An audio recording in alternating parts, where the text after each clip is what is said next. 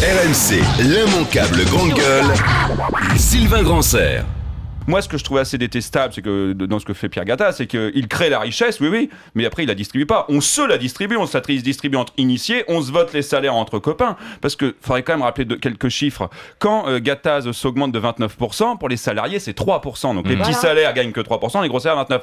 Je voudrais quand même aussi qu'on ait en tête que ces gens sont des accros du flouze, c'est des addicts du pèse. Eux, leur crack, c'est le fric. Je pense qu'il y a... Et c'est dommage, parce que moi, je rêve d'un patronat humaniste, d'un patronat qui est capable aussi de se contraindre, de se restreindre, de dire écoutez, on est en crise, avoir une conscience politique, avoir une conscience sociale, avoir une conscience du fait qu'il y a des périodes où ça ne se fait pas.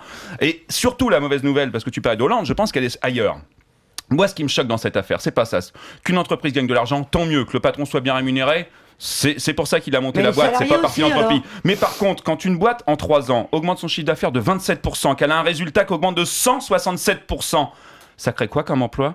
Une hausse de 1,7%. Et là-dessus, François Hollande va être cocu, parce qu'on a toujours fait croire, et c'est ça le pacte de responsabilité à l'égard des entreprises, on fait croire que s'il y a du carnet de commandes, s'il y a du chiffre d'affaires, s'il y a du bénéfice, il y aura de l'emploi. Et en vérité, le vrai scandale dans cette affaire, c'est que Gattaz montre que quand le chiffre d'affaires monte, quand les bénéfices explosent, ça n'a aucune espèce d'incidence dans ça va dans la poche des actionnaires. Mais ça, c'est ce que tu racontes, c'est du 1,7%. Mais ça veut bien dire que tu connais strictement rien au monde de l'entreprise, Sylvain. Parce non, que par contre, je sais lire des chiffres. Mais non, mais quand tu fais... Non, mais tu sais lire des... Non, tu sais pas les lire.